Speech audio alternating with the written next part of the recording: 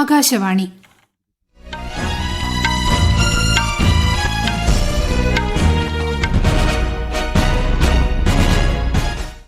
നമസ്കാരം. വാർത്തകൾ വായിക്കുന്നത് ഗീതു പ്രകാശ്. പ്രധാന വാർത്തകൾ.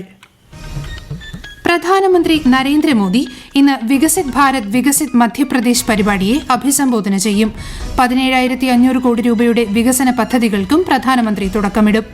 ലോക വ്യാപാര സംഘടനയിൽ വിശ്വാസം പുനഃസ്ഥാപിക്കുകയും തീരുമാനങ്ങൾ ഫലപ്രദമായി നടപ്പാക്കുകയും ചെയ്യണമെന്ന് കേന്ദ്രമന്ത്രി പീയൂഷ് ഗോയൽ. തീവ്രവാദ വിരുദ്ധ സുരക്ഷാ മേഖലകളിലുള്ള സഹകരണം ശക്തിപ്പെടുത്താൻ ഇന്ത്യ US ധാരണ. രാജ്യത്തെ 6 നദികളുടെ പരിപാലനത്തിന് 12 സാങ്കേതിക വിദ്യാഭ്യാസ സ്ഥാപനങ്ങളുമായി കരാർ ഒപ്പിട്ട് കേന്ദ്ര ജലശക്തി മന്ത്രാലയം.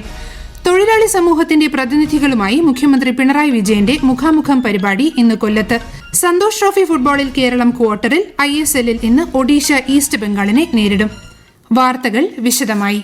പ്രധാനമന്ത്രി നരേന്ദ്രമോദി വികസിത് ഭാരത് വികസിത് മധ്യപ്രദേശ് പരിപാടിയെ വീഡിയോ കോൺഫറൻസിംഗിലൂടെ ഇന്ന് അഭിസംബോധന ചെയ്യും. മധ്യപ്രദേശിൽ 17,500 കോടി രൂപയുടെ ഒന്നിലധികം വികസന പദ്ധതികൾക്കും പ്രധാനമന്ത്രി തറക്കല്ലിടും. വിശദാംശങ്ങളിലേക്ക്. ജലസേചനം, വൈദ്യുതി, റോഡ്, റെയിൽ, ജലവിതരണം, കൽക്കരി, വ്യവസായം തുടങ്ങി നിരവധി സുപ്രധാന മേഖലകൾ ഇന്ന് പ്രധാനമന്ത്രി തുടക്കമിടുന്ന പദ്ധതികളിൽ ഉൾപ്പെടും. മധ്യപ്രദേശിൽ സൈബർ തഹസിൽ പദ്ധതിയും അദ്ദേഹം ഉദ്ഘാടനം ചെയ്യും. 5,500 കോടിയിലധികം രൂപയുടെ ജലസേചന പദ്ധതികളുടെ തറക്കല്ലിടലും പ്രധാനമന്ത്രി നിർവഹിക്കും. അപ്പർ നർമ്മദ പദ്ധതി, രാഘവ്പൂർ, ബസനിയ മൾട്ടിപർപ്പസ് പ്രോജക്ടുകൾ എന്നിവയും ഇതിൽ ഉൾപ്പെടുന്നു. ഇത് 75,000 ഹെക്ടറിലധികം കൃഷിഭൂമിയിൽ ജലസേചനവും വൈദ്യുതി, കുടിവെള്ള വിതരണവും വർദ്ധിപ്പിക്കും. 2,200 കോടി രൂപ ചെലവിൽ നിർമ്മിച്ച 3 റെയിൽവേ പദ്ധതികളും പ്രധാനമന്ത്രി നരേന്ദ്രമോദി രാജ്യത്തിന് സമർപ്പിക്കും. ഈ പദ്ധതികൾ റെയിൽവേ കണക്ടിവിറ്റി മെച്ചപ്പെടുത്തുന്നതിനോടൊപ്പം മേഖലയുടെ സാമൂഹിക സാമ്പത്തിക വികസനത്തിനും സംഭാവന നൽകും.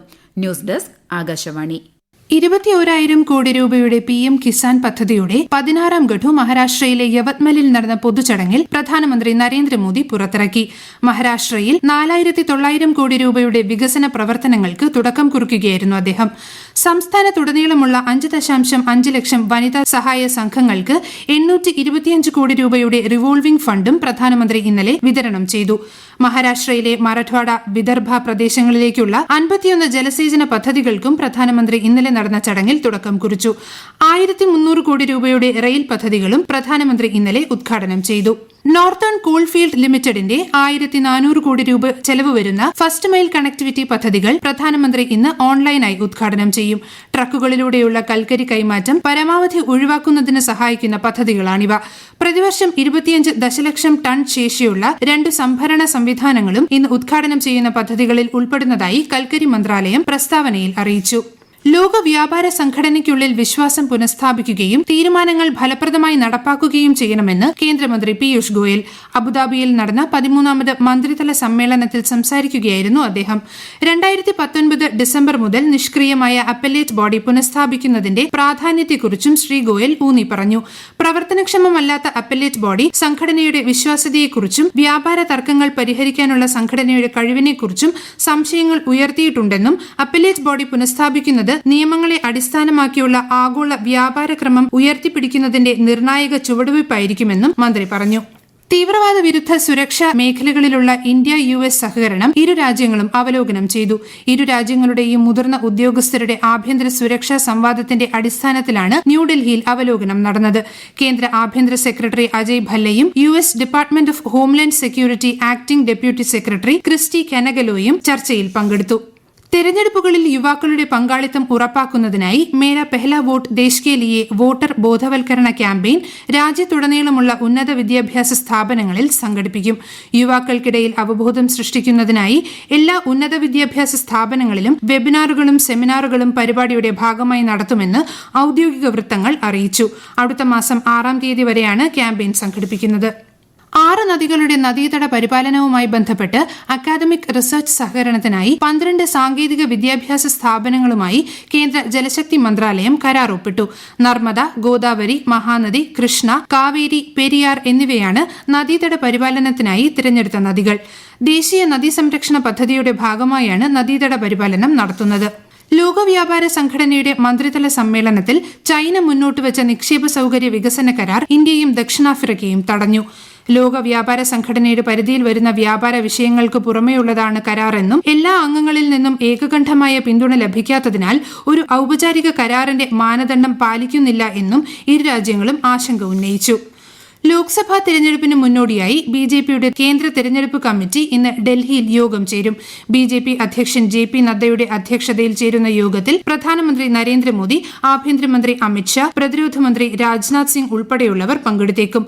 ലോക്സഭാ തെരഞ്ഞെടുപ്പിനുള്ള സ്ഥാനാർത്ഥികളുടെ പേരുകൾ യോഗത്തിന് ശേഷം പുറത്തുവിടുമെന്നാണ് സൂചന. ഈ വാർത്തകൾ ആകാശവാണിയിൽ നിന്ന്. ആകാശവാണി വാർത്തകളും വാർത്താധിഷ്ഠിത പരിപാടികളും all India radio news Thiruvananthapuram എന്ന യൂട്യൂബ് ചാനലിൽ ലഭ്യമാണ്. കൂടുതൽ വാർത്തകൾക്കായി @AllIndiaRadioNews തിരുവനന്തപുരം എന്ന ഫേസ്ബുക്ക് പേജും @ARnews_TVM എന്ന എക്സ് ഹാൻഡിലും സന്ദർശിക്കാം. സന്തോഷ് ട്രോഫി ഫുട്ബോളിൽ കേരളം ക്വാർട്ടറിൽ പ്രവേശിച്ചു. ഗ്രൂപ്പ് എയിൽ ഇന്നലെ നടന്ന മേഘാലയ ഗോവ മത്സരം ഗോൾ രഹിത സമനിലയിൽ കലാശിച്ചതോടെയാണ് കേരളം ക്വാർട്ടർ ഉറപ്പാക്കിയത്. ഗ്രൂപ്പിലെ മറ്റൊരു മത്സരത്തിൽ സർവീസസ് എതിരില്ലാത്ത 2 ഗോളിന് അസമിനെ പരാജയപ്പെടുത്തി. ഇതോടെ ഗ്രൂപ്പ് എയിൽ നിന്ന് സർവീസസ് ഗോവ ടീമുകൾക്കൊപ്പം കേരളവും അസമും ക്വാർട്ടറിലേക്ക് എത്തുകയായിരുന്നു. ISL ഫുട്ബോളിൽ ഇന്നലെ നടന്ന മുംബൈ സിറ്റി ഗോവ FC മത്സരം സമനിലയിൽ അവസാനിച്ചു. ഇന്ന് നടക്കുന്ന കളിയിൽ ഒഡീഷ ഈസ്റ്റ് ബംഗാളിനെ നേരിടും. രാത്രി 7:30 ഭുവനേശ്വറിലെ കലിംഗ സ്റ്റേഡിയത്തിലാണ് മത്സരം. ഇന്ത്യൻ ക്രിക്കറ്റ് കൺട്രോൾ ബോർഡ് 2023-24 സീസണിലെ സീനിയർ പുരുഷ ടീമിന്റെ വാർഷിക കരാറുകൾ പ്രഖ്യാപിച്ചു.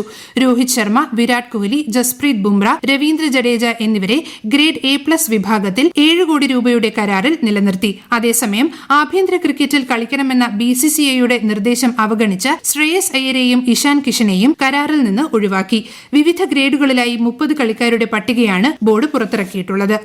തൊഴിലാളി സമൂഹത്തിന്റെ പ്രതിനിധികളുമായുള്ള മുഖ്യമന്ത്രി പിണറായി വിജയന്റെ മുഖാമുഖം പരിപാടി ഇന്ന് രാവിലെ കൊല്ലത്ത് നടക്കും. തൊഴിലാളികൾ എന്ന നിലയിൽ സമൂഹത്തിൽ വ്യക്തിമുദ്ര പതിപ്പിച്ച 10 പേർ മുഖ്യമന്ത്രിക്കൊപ്പം വേദി പങ്കിട്ട് ആശയവിനിമയം നടത്തും. 2000-ഓളം തൊഴിലാളികൾ കൂടിക്കാഴ്ചയിൽ പങ്കെടുക്കുന്നുണ്ട്. തിരഞ്ഞെടുക്കപ്പെട്ട 40 പേർക്ക് നിർദ്ദേശങ്ങൾ മുന്നോട്ട് വയ്ക്കാനും അവസരമുണ്ടാകും. ബ്രിട്ടനിലെ ഏറ്റവും ഉയർന്ന ബഹുമതികളിൽ ഒന്നായ ഓണററി നൈറ്റ്ഹുഡ് ഭാരതി എന്റർപ്രൈസസ് സ്ഥാപകനും ചെയർമാനുമായ സുനിൽ ഭാരതി മിത്തലിന് ലഭിച്ചു. ചാൾസ് മൂന്നാമനിൽ നിന്ന് ഓണററി നൈറ്റ്ഹുഡ് ലഭിക്കുന്ന ആദ്യ ഇന്ത്യൻ പൌരനാണ് മിത്തൽ. വിദേശ പൌരന്മാർക്ക് അവരുടെ അസാധാരണമായ സംഭാവനകൾക്കുള്ള അംഗീകാരമായാണ് നൈറ്റ്ഹുഡ് പുരസ്കാരം നൽകുന്നത്. ഇന്ത്യയും UK-യും തമ്മിലുള്ള ശക്തമായ വ്യവസായ ബന്ധം വളർത്തിയെടുക്കുന്നതിനും മിത്തൽ നൽകിയ സംഭാവനകളാണ് അദ്ദേഹത്തെ ബഹുമതിക്ക് അർഹനാക്കിയത്. ജാർഖണ്ഡിലെ ജംതാര ജില്ലയിലുണ്ടായ തീവണ്ടി അപകടത്തിൽ 12 പേർക്ക് ജീവൻ നഷ്ടമായി. റെയിൽവേ പാളം മുറിച്ചു കടക്കുന്നതിനിടെ അപകടം ഉണ്ടായതായാണ് റിപ്പോർട്ട്. രാഷ്ട്രപതി ദ്രൌപദി മുർമു, പ്രധാനമന്ത്രി നരേന്ദ്രമോദി ഉൾപ്പെടെയുള്ളവർ അപകടത്തിൽ അനുശോചനം രേഖപ്പെടുത്തി. Muslim conference Jammu and Kashmir Sumji വിഭാഗത്തെയും Muslim conference Jammu and Kashmir Bhat വിഭാഗത്തെയും നിയമവിരുദ്ധ സംഘടനകളായി പ്രഖ്യാപിച്ചുകൊണ്ടുള്ള ഉത്തരവ് കേന്ദ്ര ഗവൺമെന്റ് പുറത്തിറക്കി. രാജ്യത്തിന്റെ ഐക്യത്തിനും അഖണ്ഡതയ്ക്കും എതിരെ ഈ സംഘടനകൾ പ്രവർത്തിച്ചിരുന്നതായി കേന്ദ്ര ആഭ്യന്തരമന്ത്രി അമിത്ഷാ പറഞ്ഞു. അനധികൃത ഖനന കേസുമായി ബന്ധപ്പെട്ട് സമാജ്വാദി പാർട്ടി അധ്യക്ഷനും UP മുൻ മുഖ്യമന്ത്രിയുമായ അഖിലേഷ് യാദവിന് CBI സമൻസ് അയച്ചു. കേസിൽ സാക്ഷിയായി ഇന്ന് ഏജൻസിക്ക് മുന്നിൽ ഹാജരാകാനാണ് ആവശ്യപ്പെട്ടിട്ടുള്ളത്. 2012 മുതൽ 2016 വരെ ഉത്തർപ്രദേശിലെ വിവിധ ഇടങ്ങളിൽ അനധികൃത ഖനനം നടത്തിയതുമായി ബന്ധപ്പെട്ടാണ് കേസ്. 2012-13 കാലയളവിൽ ഖനന വകുപ്പിന്റെ ചുമതല അഖിലേഷ് യാദവിനായിരുന്നു. പ്രധാന വാർത്തകൾ വീണ്ടും. പ്രധാനമന്ത്രി നരേന്ദ്രമോദി ഇന്ന് വികസിത് ഭാരത് വികസിത് മധ്യപ്രദേശ് പരിപാടിയെ അഭിസംബോധന ചെയ്യും. 17,500 കോടി രൂപയുടെ വികസന പദ്ധതികൾക്കും പ്രധാനമന്ത്രി തുടക്കമിടും.